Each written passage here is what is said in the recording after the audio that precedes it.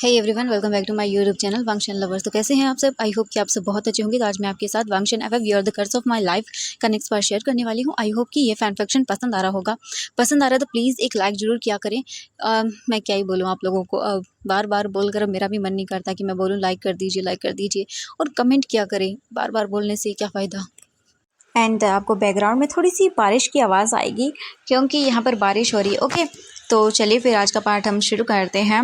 You are the curse of my life. इससे जो पहले वाला पार्ट था उसमें हमने देखा था कि जो हमारा वीजिंग था वो वेडिंग करने जा ही रहा था, लेकिन एंड टाइम पर वांग जी आ चुका था। एंड वांग जी वीजिंग से बोलता है कि वीजिंग प्लीज़ प्लीज़ वो शादी न करे। वांग जी अपनी हर एक गलती के लिए वीजिंग से माफ़ी मांगता है और बोलता है उसे शादी न करने के लिए। और वांग जी लास्ट में ये भी बोलता है कि वो अच्छे से जानता है कि वीजिंग उसके बेबी को बर्थ देने वाला है और वांग जी अपने बेबी एंड अपने ओमेगा से दूर रहना नहीं चाहता है। एंड ये सुनने के बाद वीजिंग देखता है और बोलता नहीं, बिल्कुल नहीं, मैं तुम्हें माफ़ नहीं करने वाला। एंड ये सुनने के बाद वांग जी जो है वीजिंग का हाथ पकड़ता है। वो अभी भी घुटनों के बल ही बैठा हुआ था और बोलता है वीजिंग आई एम सॉरी, मैंने जो कहा उन सब चीज़ों के लिए आई एम सॉरी। और मुझे उस वेडिंग के लिए फोर्स किया जा रहा है वीजिंग, मैंने जो एंगेजमेंट की थी वो भी फोर्स था। और हाँ, आज मैं सबके सामने एक चीज़ कन्फेस करना चाहता हूँ। वीजिंग जो मेरी फियोंसे है उसने मुझे ब्लैकमेल किया है। जिस रात हम उस हॉल में थे, मतलब जहाँ पर हम बार में थे, वहाँ पर उस दिन तुम और वहाँ से चले गए थे। उसके बाद मैं बहुत ड्रंक था और मेरी फियोंसे वो मुझे दिलरुबा वहाँ से लेकर चली गई थी। एंड जब मॉर्निंग को उठा तो मैं बहुत बुरी हालत में था। तुम सोच सकते हो मैं उस रूम में था एंड देन वो मेरे पास थी और वो बिल्कुल बिल्कुल नेकेड थी। उसके बाद उसने मुझे कुछ फ़ोटोज़ दिखाई बाद में मेरे घर आकर और बोला कि हमने वो सब किया है। और इसके बाद मैं टूट गया और मैं सोचा कि नहीं, मैं किसी और के साथ नहीं कर सकता हूँ। लेकिन उसने मुझे ब्लैकमेल किया ये बोलकर कि अगर वो, मतलब मैं तुम्हें नहीं छोड़ूंगा या मैं उसे इंगेजमेंट नहीं करूंगा तो फिर वो ये फ़ोटो तुम्हें दिखाएगी और बोलेगी कि तुमने ये सब चीज़ें मेरे साथ की है। लेकिन वीजिंग, मैं तुम्हारे अलावा किसी को टच नहीं कर सकता। मैं जानता हूँ अपने आप को वीजिंग, मैं अच्छे से जानता हूँ क्योंकि तुम मेरे ओमेगा हो। मैं तुम्हें छोड़कर किसी और के बारे में सोच भी नहीं सकता हूँ, इसीलिए मुझे पता था। और वो झूठ बोल रही है वीजिंग, मैं डर गया था। तुम पहले से ही मुझसे नाराज़ हो और अगर तुम्हें वो सब पता चला तो तुम मुझे छोड़ दोगे तुम मुझे छोड़ दोगे। एंड वीजिंग बड़ी बड़ी आंखें करके शॉकिंगली ये सब सुन रहा था और वीजिंग जो वांग जी का हाथ पकड़े हुए था वो छोड़ देता है। एंड ये देखकर वांग जी और भी ज़्यादा डर जाता है और बोलता वी प्लीज़ मेरी बात सुन लो, ऐसा कुछ भी नहीं है। मैंने तुमसे कहा ना वीजिंग, मेरी लाइफ में तुम ही हो जिसके साथ मैंने वो सब किया था। एंड मैंने इसके अलावा किसी के साथ नहीं किया। वो लड़की झूठ बोल रही है, मैंने नहीं किया उसके साथ। बस उसने शायद मेरी बेहोशी में होने का फ़ायदा उठाया और मेरे साथ वो कुछ पिक्स क्लिक किया और कुछ भी नहीं वीजिंग। मैं तुम्हारे अलावा किसी को टच नहीं कर सकता और मैं सबके सामने बोलता हूँ वीजिंग बस मैं तुम्हारा हूँ, तुम्हारे अलावा किसी का भी नहीं हूँ वीजिंग, किसी का भी नहीं हूँ। Please wheezing I am sorry, मैंने जो गलती की है उसके लिए। और मैं सब कुछ छोड़ने के लिए तैयार हूँ वीजिंग, तुम्हारे लिए सब छोड़ दूँगा मैं। तुम बोलोगे ना तो मैं सब कुछ करूँगा। एंड तभी एक आवाज़ आती है वहाँ पर तेज़, जिसके अंदर लायन किरण गुस्से में बोलता है ये सब क्या बकवास है। एंड ये सुनने के बाद सभी लोग उस ओर देखते हैं और लायन किरण गुस्से में आता है और बोलता है वांग जी। एंड वांग जी दिखता है अपने डैड को और वो इग्नोर करता है और बोलता है वीजिंग प्लीज़ मेरी बात सुन लो वीजिंग, प्लीज़ मुझे छोड़कर मत जाओ प्लीज़ वी। एंड हम देखते हैं उस लड़की को, यानी कि जो लू थी, वो वहाँ पर खड़ी हुई थी और देख रही थी और अपने मन में बोलती है कि करो, तुम करो, उसे बोल दो, वरना कुछ नहीं होगा। इस पर्सन को देखो, ये अपना कम से कम प्यार तो कन्फेस कर रहा है ना, तुम तो वो भी नहीं कर रही हो। और फिर उसकी नज़रें जाती है एकदम येंग पर और फिर वो अपनी आइज़ को क्लोज़ करती है और बोलती है कि हाँ, मुझे बोलना होगा। अगर आज नहीं बोला तो हमेशा के लिए मैं येंग को खो दूँगी और मैं इसे खोना नहीं चाहती हूँ। हाँ, मुझे बोलना होगा, यही सही मौका है। और क्या मैं इतनी कहीं गुजरी हूँ कि मैं ये सब नहीं बोल सकती? जब ये इंसान अपने प्यार के लिए ये सब कर सकता है तो मैं भी तो कर सकती हूँ ना। इतनी गलतियों के बाद भी ये सब चीज़ें माफ़ी मांग रहा है और कहीं ना कहीं मुझे कर देना चाहिए अपने प्यार को कन्फेस, वरना मैं उसे हमेशा के लिए खोल दूँगी। एंड ये सुनने के बाद जो लू थी वो आगे आती है और फिर वो बोलती है 1 मिनट। एंड ये सुनते ही सभी लोग देखने लगते हैं। वांग जी तो अपने डैड को पूरी तरह से इग्नोर करता है। लायन किरण जो है वो आगे आता है और बोलता है वांग जी अभी के अभी उठो और घर चलो, कोई ज़रूरत नहीं है तुम्हें इस ओमेगा के सामने ऐसे बोलने की। हाँ, और क्या कहा तुमने? हाँ, वो कितनी अच्छी लड़की है, तुम्हें उसी से शादी करनी होगी। वांग जी देखता है और बोलता है मुझे नहीं करनी, और सब आपकी वजह से हो रहा है, आपकी वजह से ये सब हो रहा है। आपकी वजह से मैं अपने प्यार को नहीं खो सकता हूँ, बिल्कुल नहीं। मैं वीजिंग को बहुत पसंद करता हूँ, उससे प्यार करता हूँ, और अब तो मेरा और वीजिंग का बेबी आने वाला है, तो मैं बिल्कुल नहीं छोड़ सकता वीजिंग को, बिल्कुल नहीं। Wheezing please please will you marry me wheezing please, मैं सब छोड़ सकता हूँ तुम्हारे लिए, सब कुछ। एंड लान करण जब ये सुनते हैं तब वो देखते हैं और बोलते क्या बकवास कर रहे हो। वांग जी बोलता हाँ सब कुछ छोड़ सकता हूँ मैं वीजिंग के लिए, मुझे सिर्फ मेरी लाइफ में वीजिंग चाहिए, इसके अलावा ना मुझे कभी कुछ चाहिए और न कभी चाहिएगा, मुझे मेरा वीजिंग चाहिए, उसके अलावा मैं एक चीज़ को भी नहीं देखूंगा। लायन किरण देखते हैं और बोलते कि ओह तुम्हें क्या लगता है क्या इतना आसान होता है, हाँ ये दुनिया सिर्फ पैसे से चलती है वांग जी, तुम्हें तो अभी कुछ पता भी नहीं है, हमेशा तुम अपने बाप के पैसों पर जीते आए हो, हाँ तुम्हें क्या लगता है इतना आसान है, तुम सिर्फ लायन हो इसीलिए ये सब बड़ी बड़ी बातें कर रहे हो, जब बाहर निकलोगे ना पैसे कमाओगे तब तुम्हें पता चलेगा। वांग जी देखता है और बोलता है कि अच्छा ठीक है, तो फिर आज से मैं लायन नहीं हूँ, छोड़ देता हूँ मैं आपके लायन सरनेम को, आज से सिर्फ मैं वांग जी हूँ, न कि लायन वांग जी। ये सुनकर लायन किरण देखता है और बोलता हाँ 2 दिन में तुम्हारी अकल ठिकाने आ जाएगी वांग जी। वांग जी बोलता हाँ यही तो मैं चाहता हूँ, यही मैं चाहता हूँ डैड। एंड वो वीजिंग को देखता है और बोलता वीजिंग प्लीज़, सो गलतियाँ करने के बाद भी मैं तुमसे माफ़ी मांगता हूँ पूरे सबके सामने भी, आई एम सॉरी जो मैंने किया उसके लिए, प्लीज़ वीजिंग क्या तुम मेरा साथ दोगे, एक बार मुझे माफ़ कर दो वीजिंग, मैं तुम्हारे लिए सब कुछ छोड़ चुका हूँ, मैं आज से लायन नहीं हूँ, मैं अपनी दुनिया बनाना चाहता हूँ तुम्हारे साथ अलग, क्या तुम एक चांस मुझे दोगे। एंड ये देखने के बाद जो बोल सकते हैं जांग फेंगमैन थे वो आगे आते हैं एंड देखते हैं वीजिंग को, और वो बोलते वीजिंग देखता है और मतलब उसे समझ नहीं आ रहा था, वीजिंग की आंखों से बस आंसू आने लगते हैं। वीजिंग बोलता है क्या करे वो, क्या इस इंसान पर ट्रस्ट करे वो।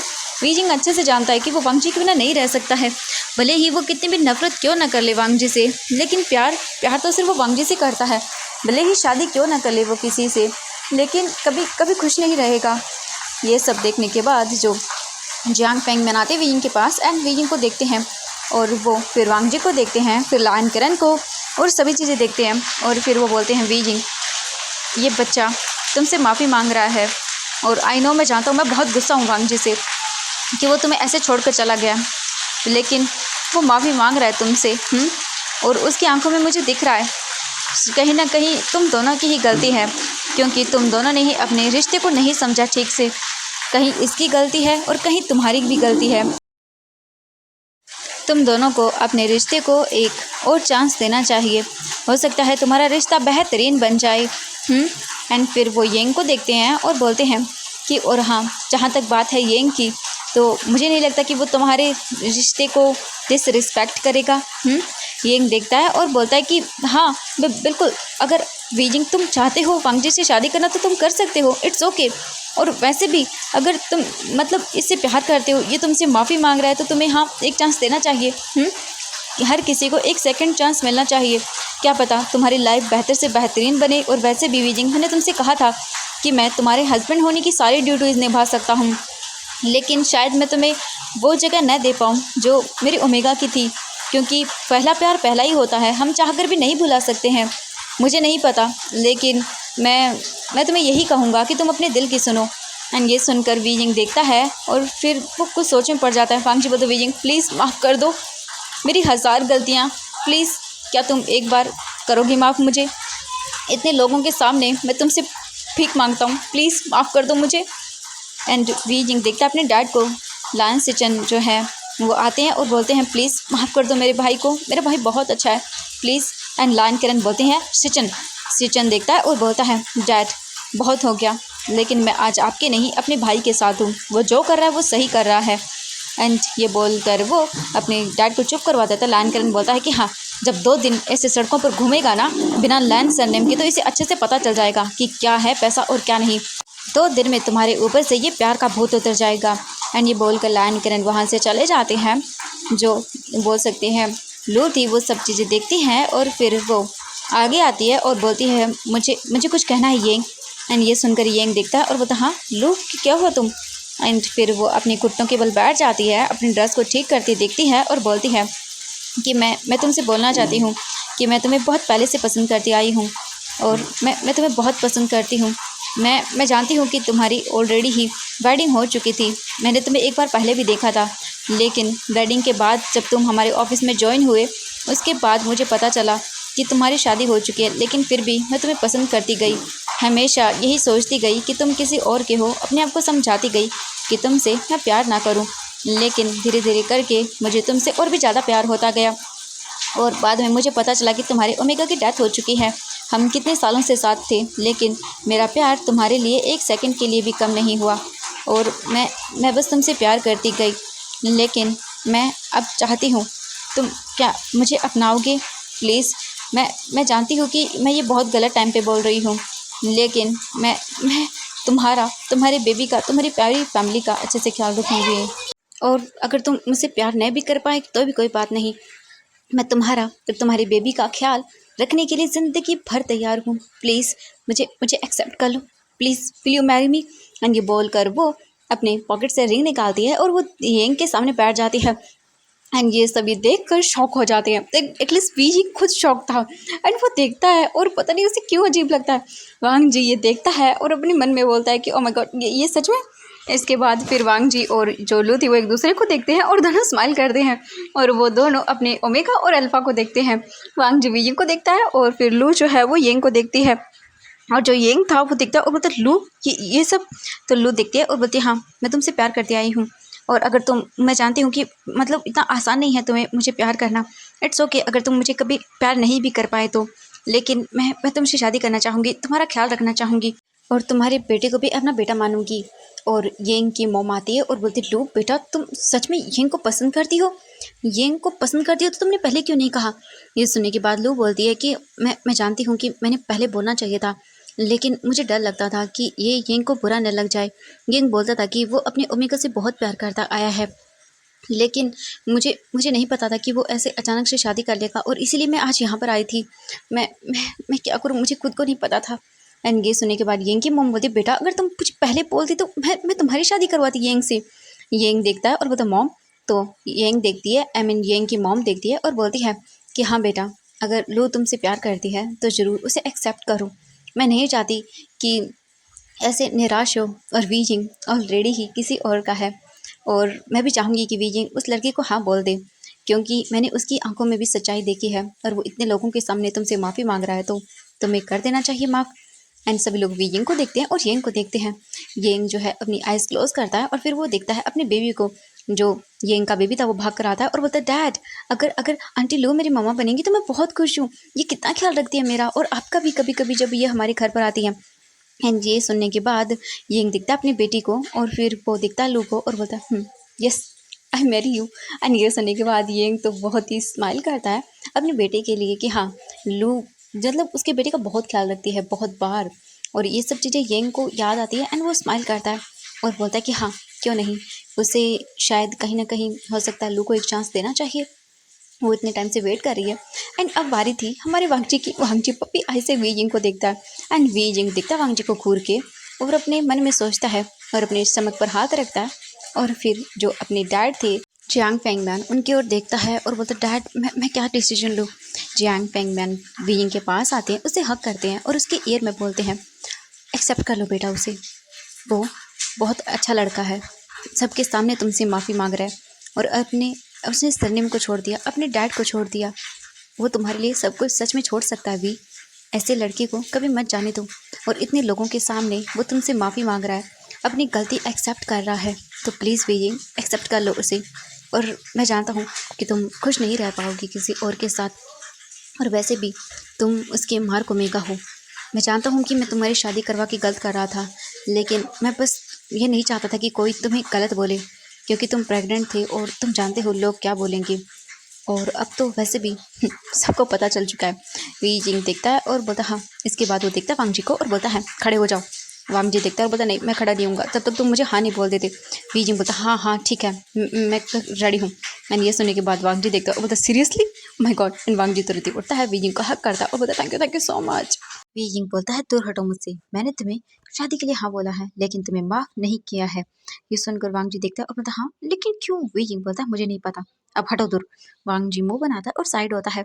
इसके बाद सभी क्लैपिंग करने लगते हैं बहुत ही जोर से और फिर वो देखते हैं एक दूसरे को। वी यिंग दिखता है येंग को और बोलता है, येंग आई एम सॉरी। येंग बोलता नहीं, इट्स ओके वी यिंग, एंड सॉरी तो मैं भी तुमसे बोलता हूँ। आई थिंक मुझे लगता है कि आज हमारी ही वेडिंग होनी ज़रूरी थी और एक दूसरे के अलग-अलग पार्टनरों से। वी जिंग स्माइल करता है। इसके बाद जो जियांग फेंगमियान थे वो बोलते कि क्या बोलते हैं वांग जी, मेरे बेटे से करोगे ना शादी आज? वांग जी देखता है और बोलता है, ऑफ कोर्स मैं रेडी हूँ। मैं वी जिंग की ज़िम्मेदारी उठाने के लिए बिल्कुल तैयार हूँ और अपनी बेबी की भी। ये सुनकर जियांग फेंगमियान स्माइल करते हैं। उसके बाद फिर सभी लोग रेडी होते हैं। थोड़ी ही देर के अंदर एक बार फिर से जियांग फेंगमियान वी जिंग का हाथ पकड़ के वी जिंग को लेकर आते हैं एंड इस बार वी जिंग हैप्पी था। वी जिंग के फेस पर स्माइल थी और वी जिंग के सारे फ्रेंड्स भी स्माइल थे एंड जो गेस्ट आए हुए थे वो भी स्माइल कर रहे थे कि फाइनली चलो एक दूसरे के साथ सेटअप हो चुके हैं। और ये चूज़ जो है वो मतलब चल रही थी एज़ अ टीवी पर चल रही थी, सभी जो देख रहे थे लोग। थोड़ी ही देर के बाद उन्हें भगा दिया गया था गार्ड्स के ज़रिए वहाँ से, जो जियांग चैंग था उसने एंड देन जो बोल सकते हैं लान सिचन थे उनके गार्ड्स के द्वारा। लेकिन थोड़ी बहुत चीज़ें उन्हें ज़रूर पता चल गई थी कि उन्हें मतलब जो है वांगजी शादी कर रहा है, वो भी वी वुजियान से। एंड ये चीज़ चल रही थी। इसके बाद मीडिया रिपोर्टर्स थे वहाँ पर लेकिन उन्हें कुछ भी पता नहीं चलने वाला था। जियांग फेंगमियान वी जिंग को लेकर आते हैं स्टेज के ऊपर और फिर देखते हैं वांग जी को और बोलते हैं, लैन वांग जी। वांग जी दिखता है और बोलता नहीं, सिर्फ वांग जी। ये सुनकर जियांग फेंगमियान बोलते हैं, ठीक है वांग जी, आज से मेरे बेटे की जिम्मेदारी मैं तुम्हें दे रहा हूँ। अगर इसकी आंखों में एक बार भी आंसू आए ना तो मैं तुम्हें छोड़ूंगा नहीं। ये सुनकर वांग जी बोलता है, ऑफ कोर्स मैं इसकी आंखों में आंसू नहीं आने दूंगा। जो होना था वो हो चुका है लेकिन अब से ये हमेशा खुश रहेगा। एंड थोड़ी देर के बाद फिर बुलाया जाता है लू को एंड लू की फैमिली भी ऑब्वियसली वहाँ पर थी, तो लू के फादर उसे लेकर आते हैं और जो बोल सकते येंग थे उसके हाथों में हाथ देते हैं और बोलते हैं मेरे बेटे का ख्याल रखना। तो येंग भी बोलते हैं कि हाँ, वो प्रॉमिस करता है कि वो अपने हस्बैंड के सारे फ़र्ज़ों को निभाएगा। इसके बाद प्रीस्ट उनकी वेडिंग करना शुरू करते हैं और सभी लोग बहुत ही ज़्यादा हैप्पी थे। ऐसे ही करके एक-एक करके सभी लोग दे देते हैं। आई मीन जो वेडिंग रिचुअल्स थे वो कंप्लीट हो जाते हैं। वांग जी और वी जिंग दोनों एक दूसरे को अपना एज़ अ हस्बैंड स्वीकार करते हैं। उसके बाद उनकी एक जो मैरिज थी ये, उसे एक किस के द्वारा सील किया जाता है। वांग जी जो है वी जिंग के फोरहेड पर किस करता है एंड देन उसके लिप्स पर। उसके बाद बोलता है आई लव यू। वी जिंग कुछ भी नहीं बोलता और मुँह बनाता है। वांग जी बोलता है, हाँ ये क्या बात हुई? वी जिंग बोलता है, चुप करो, मैं तुम्हारे लिए शादी कर रहा हूँ तुम्हारे साथ, यही बहुत बड़ी बात है। वांग जी चुप हो जाता है और सोचता है कि उसे कुछ ना कुछ तो करके हाँ मनाना ही पड़ेगा उस मेगा को। हाँ वांग जी फिर बोलता है मैं मना लूंगा। और फिर इसके बाद से उन्हें गिफ्ट सेरेमनी शुरू की जाती है, सभी लोग गिफ्ट देते हैं। उसके बाद फोटो शूट किया जाता है एंड लास्ट में बारी आती है बुके थ्रो करने की। वीजिंग ने व्हाइट रोज का बुके पकड़ा हुआ था एंड इधर लू भी थी। सबसे पहले वीजिंग बुके को थ्रो करता है एंड सभी लोग खड़े हुए थे। जांग चेंग मुंह बना रहा था और वैन किंग भी थी। वीजिंग जैसे थ्रो करता है वो बुके सीधा जो वैन किंग थी उसके पास में जाकर गिरता है एंड वैन किंग मतलब उसे जो है अपने हाथों में पकड़ लेती है। एंड सभी लोग देखते हैं, वी जिंग देखता है और स्माइल करता है। ऑब्वियसली वो वैन किंग और जियांग चेंग के रिश्ते के बारे में जानता था एंड वी जिंग देखकर स्माइल करता है और बोलता है वाह क्या बात है, लगता है बहुत जल्दी ही शादी होने वाली है। इसके बाद जो बोल सकते हैं वैन किंग थी वो स्माइल करती है एंड उस बुके को डायरेक्टली वो सबके सामने जियांग चेंग को देती है और जियांग चेंग फ्रीज, मतलब पूरी फैमिली भी फ्रीज हो जाती है और वो देखती है क्या हुआ? जियांग चेंग बोलते ये एंड ये देखकर वैन किंग स्माइल करती है और बोलती है ऑफ कोर्स जैसे तुम्हें पता ही नहीं मैं क्या कर रही हूँ। एंड वो उस बुके को लेता है और बोलते ये वो मैं। एंड जियांग फेंगमियान देखते हैं और बोलते हैं इस बारे में मैं बाद में बात करूँगा घर पर। एंड ये सुनने के बाद सभी लोग शांत हो जाते हैं। इसके बाद आगे की पार्टी शुरू की जाती है, सब लोग खाना वगैरह खाते हैं, डांस करते हैं, पार्टी को एंजॉय करते हैं। ऐसे ही करके इवनिंग हो जाती है, नाइट का टाइम था। अब वांग जी की टेंशन शुरू, क्योंकि वो बोला था उसने अपने डैड को कि वो लैंड मेंशन छोड़ चुका है। अब वो क्या करे, उसे कुछ भी समझ नहीं आ रहा था। वांग जी का दिमाग खराब हो जाता है एंड लैन सिचन जो थे वो देखते हैं वांग जी कि वो परेशान है। एंड तभी लैन सिचन आते हैं और बोलते हैं वांग जी जो वीजिंग था वो अपने पेरेंट्स के साथ था, अपनी फैमिली के साथ था, क्योंकि ऑब्वियसली वो अपनी फैमिली को छोड़कर जाने वाला था ना, इसीलिए। एंड अब वांग जी की परेशानी शुरू हो चुकी थी। जियांग चेंग जो है वो देखता है और बोलता है वीजिंग तुम खुश था ना? वीजिंग बोलता है हाँ मैं खुश हूँ। एंड फिर वो स्माइल करते हैं। फाइनली अब वीजिंग रियल में खुश था। अब हमें दूसरी ओर दिखाया जाता है वांग जी को। वांग जी देखता है और बोलता है गग मैं अब क्या करूँ? मेरी शादी हो गई है, बेबी होने वाला है और मैंने कहा कि मैं छोड़ चुका हूँ लैन, मतलब लैन को, तो अब मैं क्या करूँ? मैं क्या करूँगा? एंड बहुत ही ज़्यादा डर जाता है वांग जी लायन से चैन जो देखते हैं और बोलते वांग जी तुम क्यों चिंता कर रहे हो, तुम क्या करना चाहते हो मुझे बताओ। वांग जी बोलता मैं सब कुछ खुद करना चाहता हूँ, अब खुद वीइंग की रिस्पॉन्सिबिलिटी लेना चाहता हूँ, अपने और वीइंग के लिए घर बनाना चाहता हूँ, क्योंकि मैंने डैड से बोला है ना कि मैं सब कुछ खुद करूँगा, तो मैं अब खुद ही करूँगा।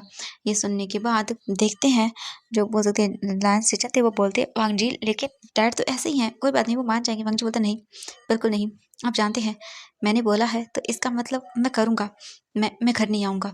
एंड ये बोलकर वो देखता है लायन से चैन बोलते लेकिन वांग जी बोलता नहीं प्लीज़ का, इस बार मैं खुद करना चाहता हूँ और अपनी और वीइंग के लिए स्टैंड लेना चाहता हूँ।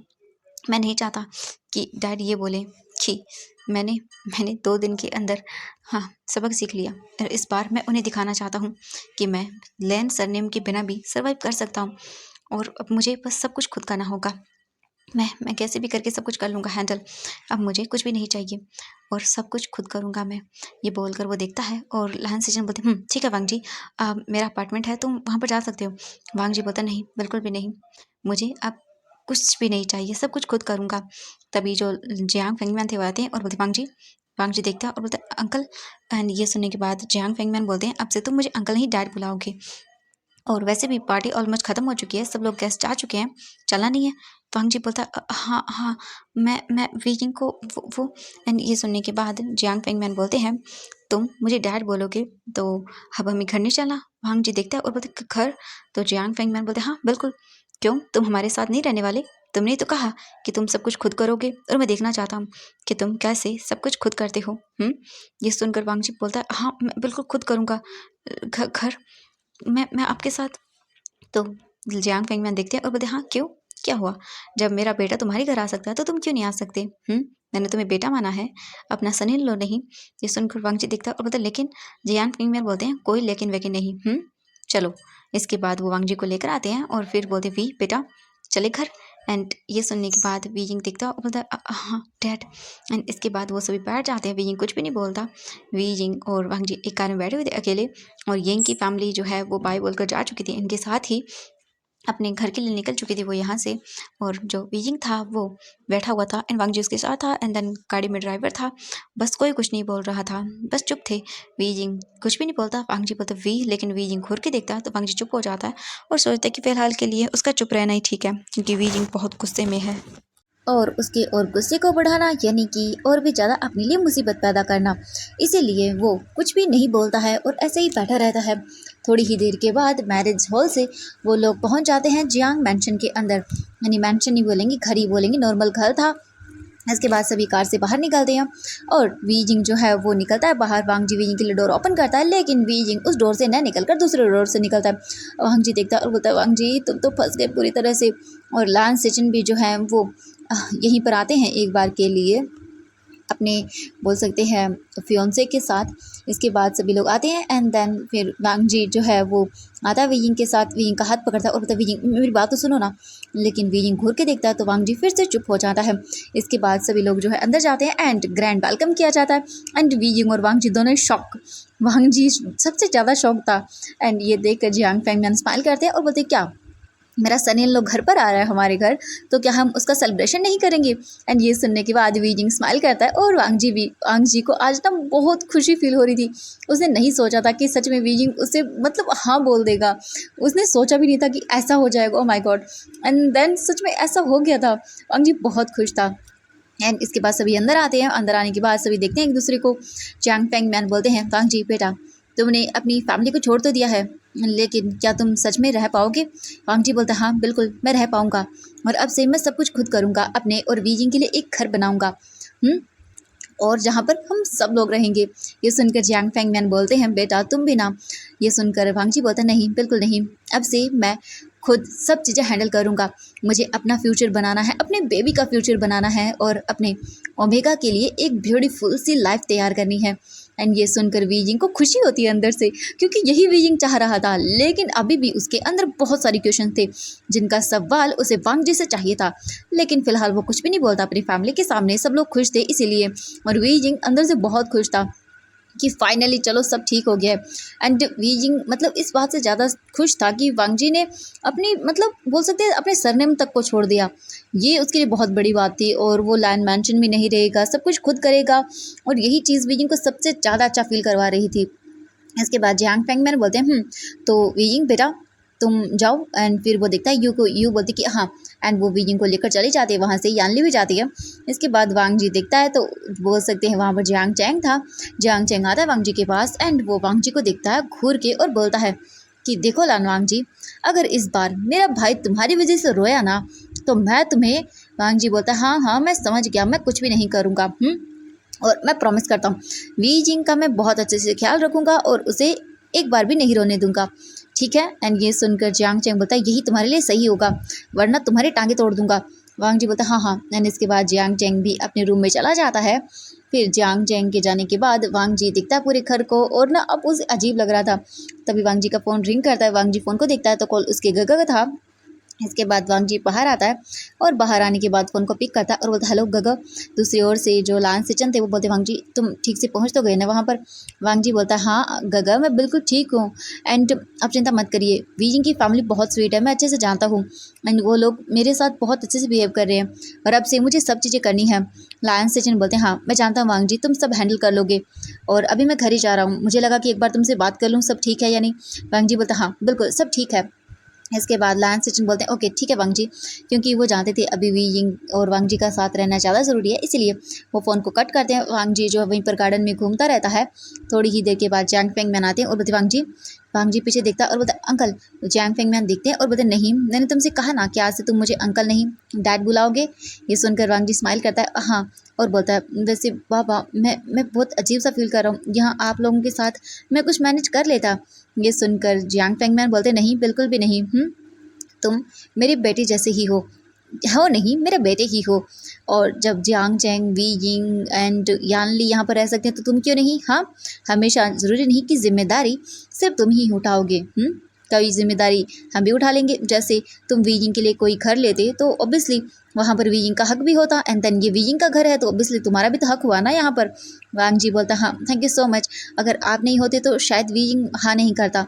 ये सुनकर जियांग फेंगमैन बोलते हैं कि हाँ मैं जानता हूँ, मैं शादी वीजिंग के करवा रहा था किसी और अल्फ़ा से, क्योंकि ये वीजिंग के लिए सही था, क्योंकि मतलब जो चीज़ें मैंने सुनी एंड देन तुम्हारे डैड का रवैया देखा, मैं तुम्हारे डैड से मिला था और उनसे कहा भी था कि वीजिंग प्रेग्नेंट है वांग जी की बेबी से, लेकिन उन्होंने जो है इस चीज़ को साफ इनकार कर दिया और उनसे ना ही तुम्हारी बात करवाई मुझसे, और पता नहीं क्या क्या बोला उन्होंने। वांग जी अपने हाथों की मुट्ठियों को कसकर बंद करता है और वो बोलता है आई एम सॉरी मेरे डैड की ओर से, मेरे डैड ने पता नहीं ये सब क्यों कर दिया, मैं नहीं जानता, पता नहीं वो क्या सोच रहे हैं, उन्हें लगता है कि सब हमारे पैसों के पीछे ही पड़े हुए हैं, क्योंकि मतलब उन्होंने शायद अपनी लाइफ में ऐसा कुछ फेस किया होगा। तो जियांग फेंगमैन बोलते कि हाँ मैं जानता हूँ ऐसा होता है, लेकिन हर कोई वैसा नहीं होता। एंड ये सुनकर वांग जी बोलता हाँ प्लीज़ मुझे माफ़ कर दीजिएगा। जियांग फेंगमैन बोलते हैं इट्स ओके कोई बात नहीं वांग जी, लेकिन अब अच्छे से रहना ठीक है और सब चीज़ें आराम से करना ओके। वांग जी बोलता हाँ बिल्कुल। इसके बाद वो बोलते हैं जाओ विंग तुम्हारा वेट कर रहा होगा। एंड ये सुनने के बाद वांग जी बोलता हाँ।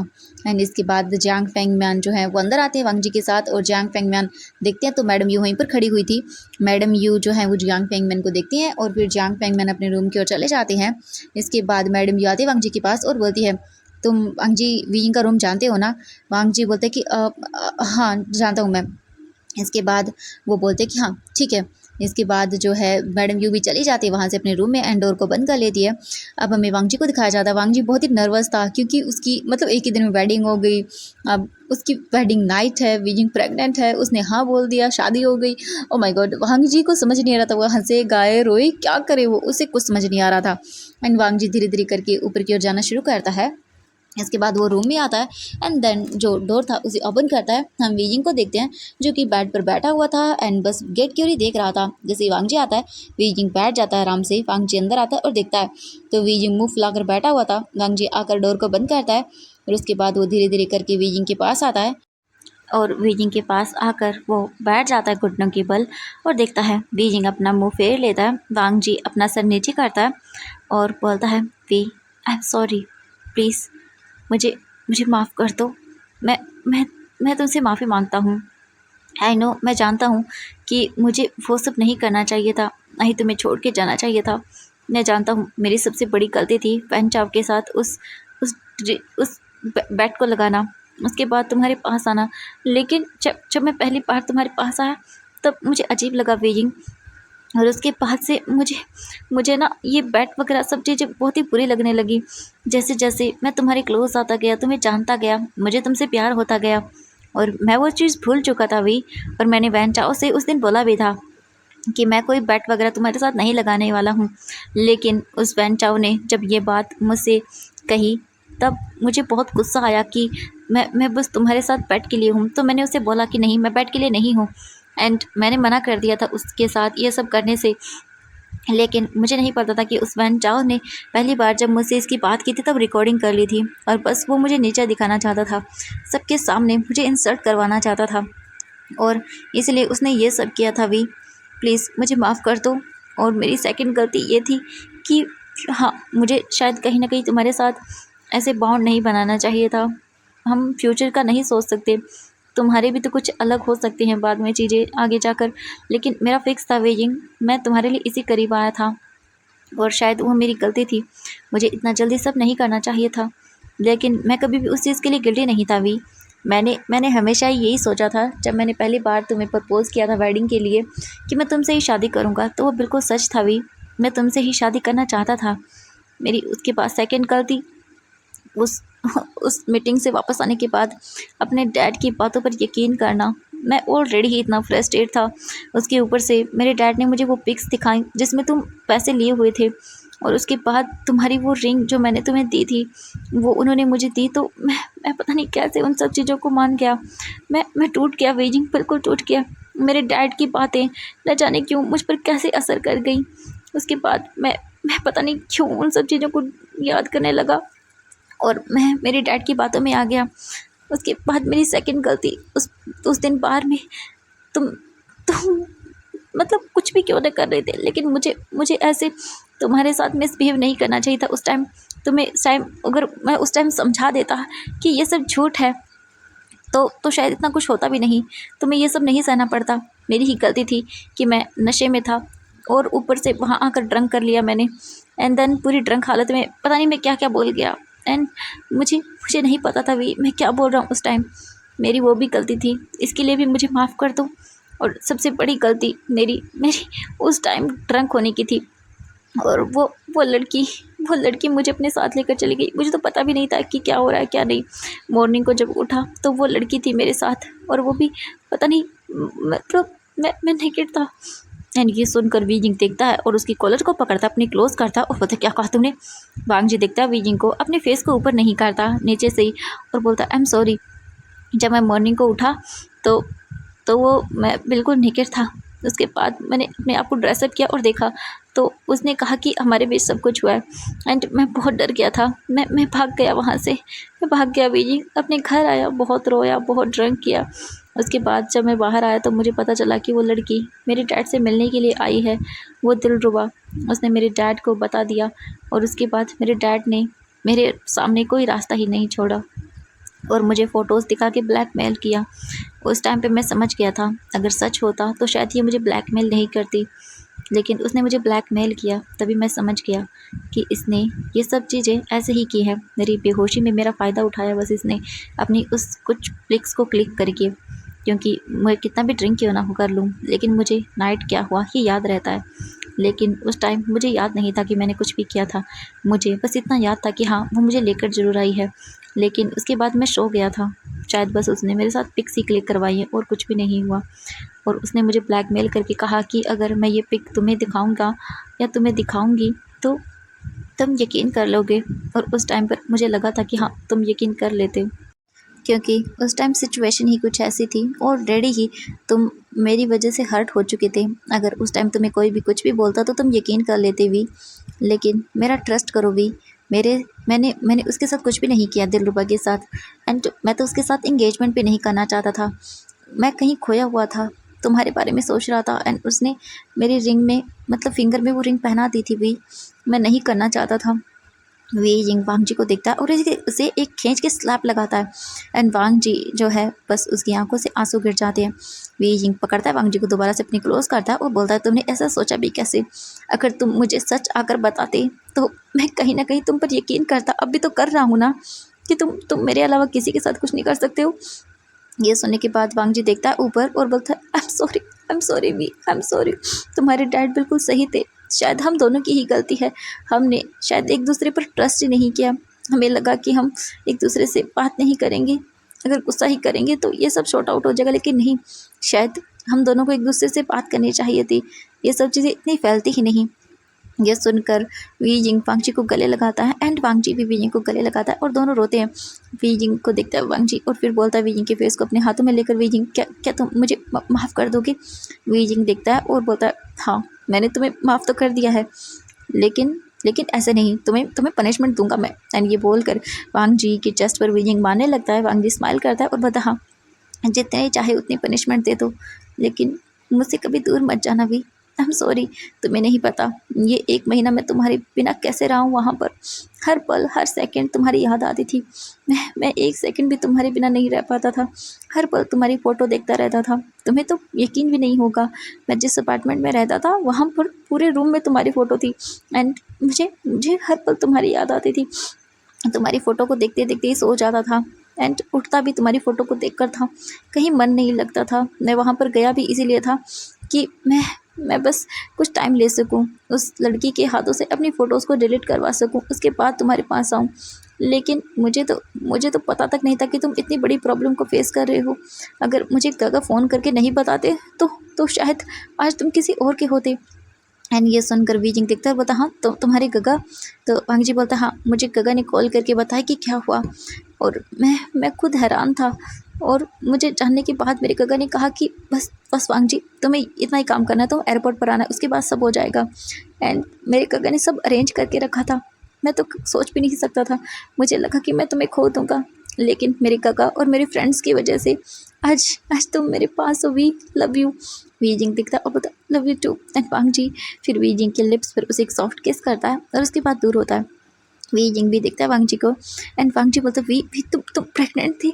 वी जिंग बोलता हाँ, मैं प्रेग्नेंट था। तुम्हें पता है इडियट, मैंने तुम्हें कितनी बार मैसेज किया, कितनी बार तुम्हें कॉल किया, लेकिन तुमने एक बार भी नहीं। वी जिंग को देखता है वांगजी बोलता हाँ, तो तुमने कॉल किया था? वी जिंग बोलता हाँ, किया था। डैड ने भी कांटेक्ट करने की कोशिश की, लेकिन तुम्हारा फ़ोन बंद था। ये सुनकर वांगजी बोलता है वो मैंने सिम चेंज कर ली थी। वी जिंग दिखता और बोलता मेरा मन करा तुम्हारा गला दबा दूँ। हाँ, वांगजी बोलता है कर लो ये कर लो। एंड ये बोलकर वांगजी वीजिंग के हाथों को पकड़ता है और अपने नेक पर रखता है। वीजिंग बोलता है बेवकूफ़ कहीं का। एंड वीजिंग जो है वो फिर से रोने लगता है। वांगजी वीजिंग के आंसुओं को वाइप करता है और पता नहीं, मैंने तुम्हारे डैड से, तुम्हारी पूरी फैमिली से वादा किया है कि मैं तुम्हें रोने नहीं दूंगा, तो रोने नहीं दूंगा। एंड बिल्कुल नहीं, ये बोलकर वांगजी वीजिंग के आंसुओं को वाइप करता है और फिर वीजिंग को देखता है और बोलता है वीजिंग क्या मैं तुम्हारा बेबी बम देख सकता हूँ? वीजिंग देखता है और बोलता हाँ, वो वांगजी बोलता बस एक बार। एंड ये सुनकर वीजिंग जो है वो ब्लश करता है और फिर अपना सिर हाँ में हिलाता है। वांगजी देखता है वीजिंग को और फिर स्माइल करता है और वांगजी फिर बेड के ऊपर आता है, बैठ जाता है एंड वीजिंग को देखता है। वांगजी अपना एक हाथ वीजिंग के सर पर रखता है एंड धीरे धीरे करके वीजिंग को बेड पर लेटा देता है। उसके बाद जो वांगजी था वो धीरे धीरे करके वीजिंग के क्लोज आता है, वीजिंग के ऊपर आता है एंड देन वांगजी बोलता है Wei Ying I love you.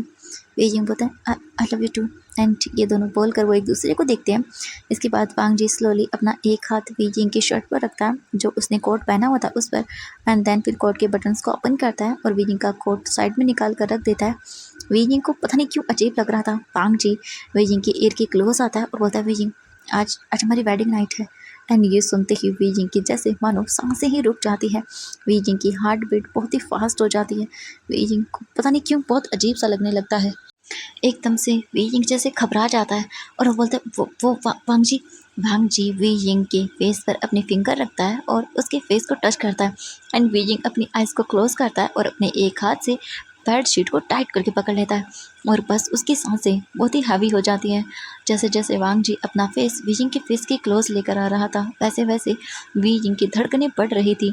वांगजी wheezing के फेस के एकदम पूरा करीब आ जाता है और वीजिंग की आंखों में देखता है और वीजिंग तो बस सोच रहा था कि अब क्या होगा। वीजिंग बहुत ही ब्लश मतलब एकदम शर्मा जाता है और वीजिंग अपने फेस को तुरंत ही साइड कर लेता है। ये देखकर वांगजी स्माइल करता है और बोलता है वीजिंग मेरी तरफ देखो, लेकिन वीजिंग अपने फेस को बिल्कुल भी वांगजी की ओर नहीं करता। ये देखकर वांगजी स्माइल करता है और फिर वो वीजिंग के फेस को अपनी ओर करता है और वीजिंग को देखता है तो वीजिंग ने अपनी आइज़ को कसकर बंद कर लिया था। वांगजी वीजिंग के क्लोज आता है और फिर वो वीजिंग के फेस पर अपनी माउथ से जो है हवा को वाइप करता है एंड वीजिंग ये फील करता है और सहम जाता है। वांग जी बोलता है wheezing open your eyes and अपने हस्बैंड को देखो। एंड ये सुनते ही वीजिंग तुरंत ही अपने आइज ओपन करता है और देखता है वांग जी को। वांग जी बोलता है वीजिंग तुम पता है ना मैं तुम्हारा हस्बैंड हूँ एंड आज हमारी वेडिंग नाइट है, तो क्या तुम इंजॉय नहीं करना चाहोगे? वीजिंग दिखता है और बोलता है शेमलेस कहीं का। वांग जी स्माइल करता है और बोलता है ओह शेमलेस। वीजिंग बोलता है हाँ तुम शेमलेस हो। वांग जी बोलता है ओह शेमलेस, तो क्यों ना तुम्हें मैं दिखा दूँ आज कितना शेमलेस हूँ। वैसे भी आज हमारी वेडिंग नाइट है, तो ये सब करना तो बनता है। वी जिंग बोलता है तुम एक नंबर की शेमलेस हो, हटो दूर। वैन वांग जी को दूर करने लगता है, लेकिन वांग जी वी जिंग को हल्के से बेड पर पिन करता है और बोलता है नहीं बिल्कुल भी नहीं, आज तुम मुझे नहीं रोकोगे। वी जिंग दिखता है और बोलता है कि क्या क्या मतलब है तुम्हारा? ये सुनते ही वांग जी को दिखता है वीजिंग एकदम घूर घूर के। एंड वांग जी स्माइल करता है और बोलता है मतलब अभी बताता हूँ। एंड वांग जी तुरंत ही वीजिंग को अपने लिप से कैप्चर कर लेता है एंड देन उसे किस करना शुरू करता है। एंड वीजिंग जो है वो वांग जी को दूर करने लगता है, लेकिन वांग जी तो वीजिंग की एक भी बात नहीं सुनता एंड वो वीजिंग को डीपली और पैशनेटली किस करता जाता है, जिससे वीजिंग तो बहुत ही अजीब फील कर रहा था। लेकिन 1 मिनट के बाद वो भी वांग जी को रिस्पॉन्स करता है। वांग जी और वीजिंग एक स्वीट से किस को इंजॉय करते हैं। इसके बाद वांग जी दूर आता है वीजिंग से एंड देखता है तो वीजिंग के रिप्स जो है वांग जी की सलाइवा से कवर हो चुके थे। ये देखकर वांग जी स्माइल करता है और फिर वीजिंग के लिप्स पर अपने थंब को फहराता है और बोलता है अब बारी है मेरी क्यूट लिटिल बेबी को देखने की। एंड